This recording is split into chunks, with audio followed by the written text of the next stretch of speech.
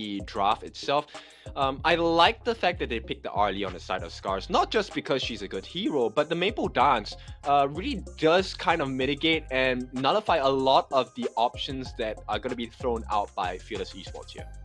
Yes. Okay. Okay. And you know, I mention this almost every cast whenever I see Lady Jeanne and Princess Frost, is that Princess Frost is the poor woman's Lady Jeanne, right? She has options. She's not as good in my opinion, but she does have play.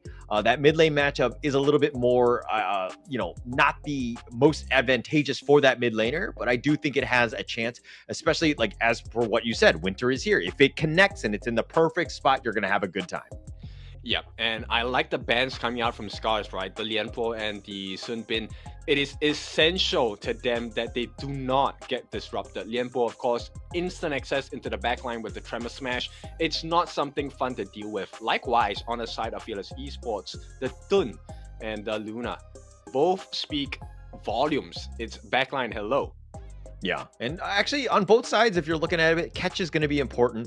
Having some sort of tank, and it looks like Scars addresses the fact that they, you know, getting onto that back line with the Elaine, the Death at Sunset, that could easily jump onto that one. Now, Fearless Esports need to figure out some way to kind of keep the back line protected. Ooh, this is a tough one to play, man. I think Fearless Esports at this point, they have a much more robust draft.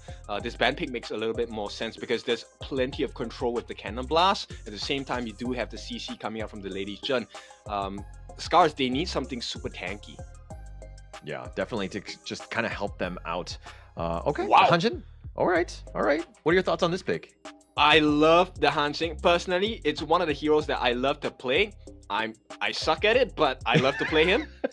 There are a couple of options they can explore, right? Hansing, one of the most mobile characters. He is a living cockroach because it's hard to kill him simply because he's so slippery, right? And if Scars plays the way I think they're going to play, which is going to be a tank Hansing, this is going to be a really interesting game. Yeah, it's going to be a great one. Okay, drafts. Okay, I don't know if you remember each of the drafts, but who do you think has the edge going into this game? I think at this point, I like the hunting because it throws everything up in the air. So it's a hit or miss. It's the extremes. Either Scars is going to dominate this game extremely hard, or they're going to fall on their face flat. Okay. Okay, and this is my struggle with them last time in the sense that Scars are playing mechanically difficult heroes, not really going with a simple one. Are they able to just outplay them? We're going to have to see as we get into Game 2. This is, of course, the best of one. Fearless Esports Hong Kong took the first game. They want to get this one in this double round robin. Yep, and right away they're going to try and amplify their farm, right? So Dao Dao going to be assisted by Singling. This is a great start for this Yu Huan. He's going to start it out. Leave KK all by himself. I mean, he's pretty much there. Woodwind is kind of waiting in the wings, just kind of picking him off, looking for those cannon blasts and trying to affect all of the lanes. Yep. What I'm curious about is his main core item, right? Will he go for the Venom Star first, or will he go for the Dawn Light first? Oh, Arashi, he's trying to dash away. He Nice gets stun. cannon blasted to the face. Good stun, but he's just going to limp away. Yep. At this point, I don't expect any kills yet, but right away you can see Rilva definitely looking for vengeance in the first game performance here. Yeah, I'm trying to just keep them in line. It looks like Arashi, though, is a little bit low, continuing to farm, making it almost to the mid lane. No, he's going to look to just rotate to the top at this point. Tinglin hasn't had the greatest of time lining up against Rilver. Rilver, who had a bad game one yesterday, or it's just recently, is kind of, you know, he's trying to have a much better one in this one. Well, potential first blood here. They can get their way on the side of Fearless Esports. Yeah, Dao Dao just kind of riding in, has the instrument. You know, I feel like her music is too loud for anyone to really be caught off guard in an ambush, right? Yeah, exactly, right? Imagine walking to the bush and with your musical instruments just strumming all the way. It's like a bard. It's like, dude, we know you're coming. Like, just stop playing music, right? Just for like a second. Yeah, and one-on-one on the top lane. Not looking too good for the side of Rilva, though. Yeah, Rilver getting a little bit on the low side. Chingling just eating it all up. Is not scared. He actually dashes in. He's going to get the Storm Strike onto him. Rilver has to limp away. Yep, so it's a back and forth, right? Certain points of the game, suddenly Rilva is in the lead. At the other end, Singling suddenly gets the potential kill as well. Now, Burning Sun Arrow is wasted at this point. No, not wasted, actually. Oh, ASD! flashes away, just barely survives. That cannon blast was coming for him, and they weren't looking to die, but he somehow gets out of the way. He got the spider sense, and he does survive. Yep, but that's a flash out, and hang on. Okay, Arashi. Okay, it looks like they want to go for even more. Ochik gets Xingling back low. the unbridled outburst. Oh, they knock him back. The death at sunset is good, and Xingling is actually going to be the first to fall. They do get this one. Arashi on the run, chases after them, trying to get the knock up, not able to do so. The cannon blast covers the retreat. Yep, now this is a good situation for the side of Scars, and Hansing, once again, Arashi does not die. Dao gonna be a little bit faster in terms of farm, right? Simply because she can double stack camps. But at this point, I think EXP is going to be in the favor of Scars across the board. Yeah, and Scars have, we saw this last time, right? Where they had a decent early to mid game transition. I think that they want to put themselves in a better spot going into this one. Scars right now just really prioritizing, trying to get gens as much farm as possible. Like, largely been quiet, hasn't been fighting because it's just a matter of farming. But getting that first blood, pretty huge for Scars. Yep, and of all the people to give it to, they give it to Wilva. Oh, hang on, but the cockroach has been caught. Rashi, man, he gets picked off there. They get the return kill. Fearless Esports now looking to just take the Tyrants. No real chance for Scars to kind of defend this one. They easily take that one. Yep, it's really fast, and Azure Golem at risk. Yeah, at risk. Dao now is looking to just invade as well, making things difficult. Again, Arashi, the jungler, went down. This is an opening. We've taken the Tyrant. We've taken the blue buff away from you. There's just so many things that could potentially happen, all because, the fact that Arashi was being able to he was able to be picked off. I mean, the communication coming out from Fearless Esports has been on point. 2 times KK has dropped that Burning Sun arrow in the mid, and twice it has hit the mark. Yeah, hit the mark, and it's been great. I think the Hou Yi, that Burning Sun arrow, is good for the laning phase because it's, generally speaking, pretty afar. But later on, when the team fights tend to be a little bit more compact, people are grouped up together, it might not be the easiest of things to hit, or for like a long distance arrow, excuse me. So it's one of those things where it's great now, but let's see how it plays out. KK has to have perfect positioning in that mid to late game. Yep, and talking about him, the counterpart we have not mentioned once.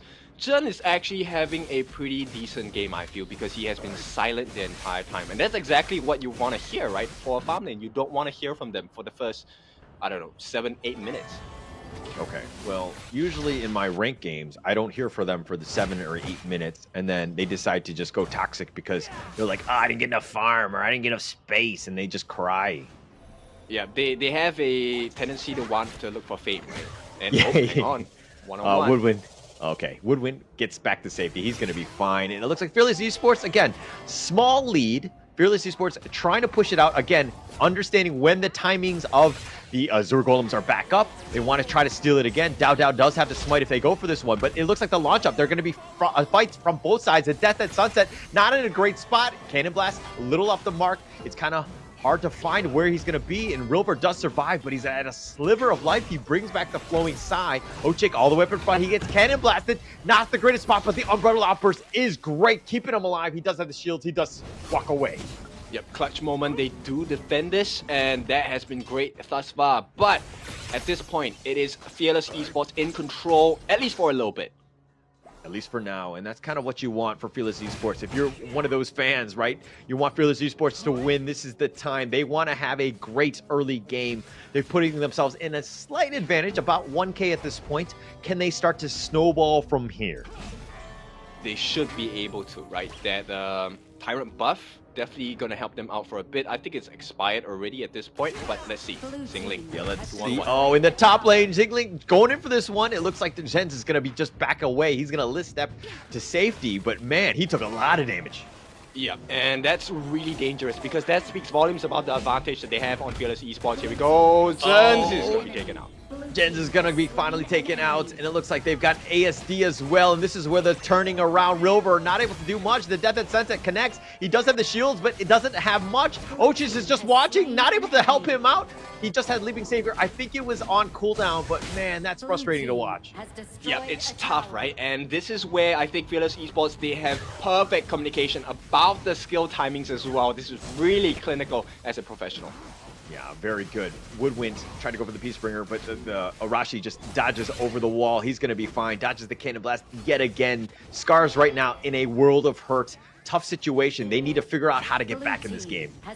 Yeah, they need to start having pickups, right? Because at this point, with the itemization that Fearless Esports has, I don't think it's going to be easy to kill anyone at all. Yeah, definitely not easy. It looks like they're going to take the Overlord here. Very easily done by Fearless Esports. The rich get richer in this case, and it looks like they're looking to just kind of take their time, regroup, take their own jungle, and then look to invade because they've got those timers on lockdown. Yeah, you know, one of the few targets they should definitely be looking for is the Lady Genso Fable or KK on this whole E. But if you take a look at it, it's really hard. Once again, Burning Sun Arrow this time does not hit the mark. Okay, that's like all of my Burning Sun arrows. That was like perfectly emulated. Thank you, KK, for showing the world what my Burning Sun arrows look like there. But Rilver now on the run. He's on the wrong side.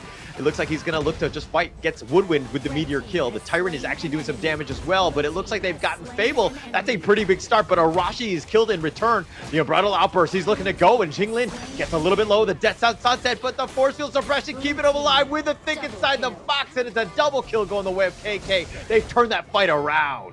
A big one, and now this solidifies the lead. 4,000 in their bank more than the side of Scars. So this is definitely going to be a T2 in the mid taken away. Look at that gold swing. It's swinging hard. It's swinging hard. Fearless Esports playing very well. That's kind of what you wanted to have done, invading the enemy jungle. Arashi has not even able to get any of those buffs. It's got to be super frustrating because they've just been playing defensively, reactively, just to what Fearless Esports have done, and they've just taken the fight to them. Dao all up in front, trying to fight with Arashi here, doing a lot of damage, and Ochik tries to Forbidden Domain, just try to create a little bit of space, get Arashi a little bit more farm.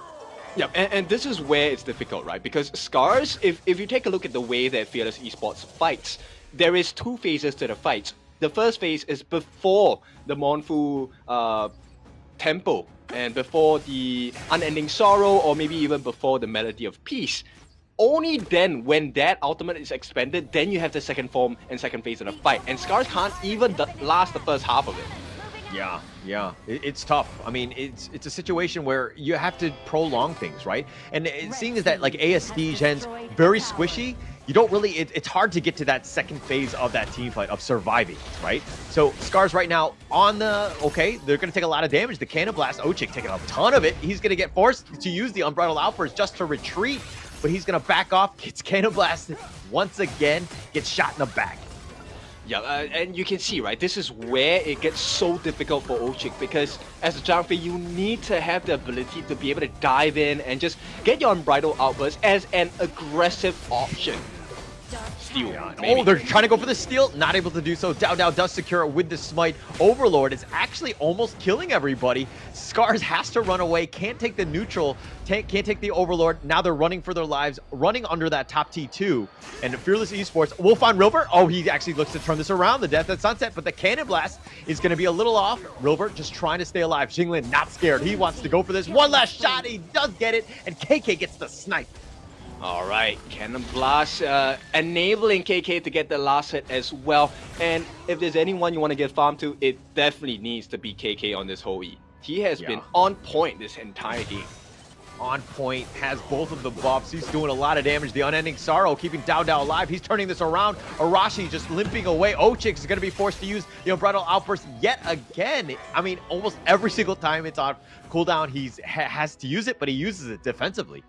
Yep, exactly, and that's what Fearless Esports is forcing Scars to do, right? Ochik is always making forced errors, and that is really hard to play.